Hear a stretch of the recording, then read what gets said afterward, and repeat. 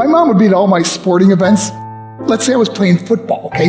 My mother would be on the sidelines, and if the play on the field started going one way, my mother would run along like, Mark, get him, get him! I'd be like, oh my gosh. I'd get in the huddle with the other guys, they go, Mark, is that your mother? I go, no, I never saw her before in my life. See, the greatest gift my mother ever gave me, she believed in me. I overdosed on drugs on 3 occasions where I should have been dead. But I believe I was kept here for a reason.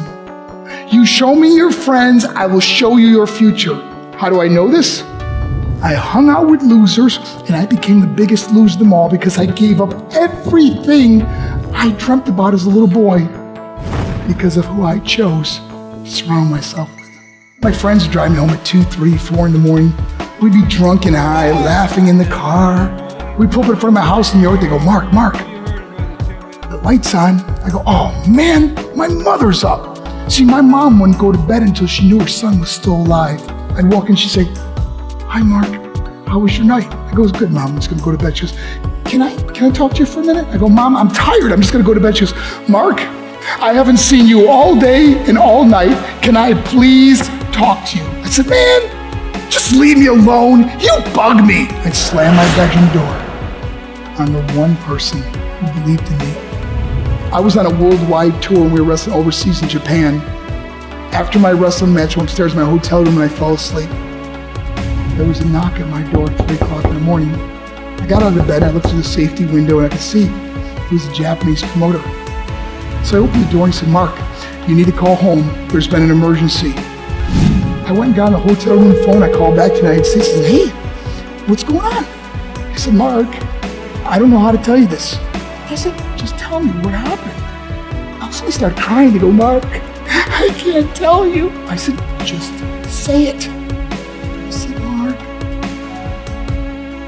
your mother died. I just threw the phone down. I ran out of my hotel room. I took the elevator to the lobby, and when the doors opened up, I just ran out into the street. I mean, there was no cars, there was no people. It was 3 o'clock in the morning. And I walked down the middle of the street in Hiroshima, Japan, and I remember looking up and just saying, Mom, I am so sorry. I flew home for her funeral, and I was so nervous to walk up to her casket, so I just stood way in the back. And I kept looking from a distance. I kept thinking to myself, Mom, please wake up. Please get up. And then I finally got the nerve to walk up to her. And as I got closer, I could see my mom for the first time. I mean, she was so beautiful. She was dressed in white. I mean, she looked like an angel. And I just stood over it. I said, Mom, you are my hero. Everything I am, everything I hope to be was because of you. You loved me so much. You gave me a life. You're the only one that ever believed in me. How did I repay her? By getting drunk? By getting high? By getting stupid? By hanging out with losers? For what? All she ever wanted to do was talk to me. I wish I could talk to you now, Mom. I wish you could see what I'm doing. Why couldn't I have been a better son? We are defined by our choices. But if you surround yourself with people involved in drugs and alcohol and pills, it's a dead end. I'm not here to preach to you. I'm here to tell you I lived that life. It leads to broken hearts, broken relationships, broken dreams, and death. For what? To get high? See, my whole life was about being rich and famous. I had to be a millionaire. I had to win the race.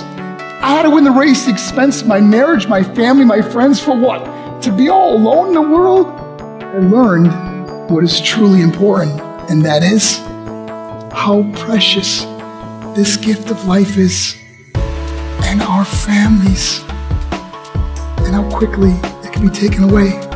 See, I no longer live in time. I live in moments. See, it's not what's in your pocket that matters. It's what's in your heart that truly matters.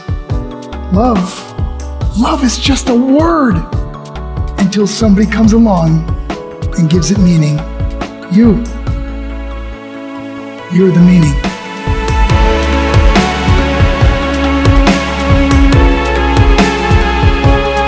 If you have a mother or a father, when you go home, tell them how much you love them.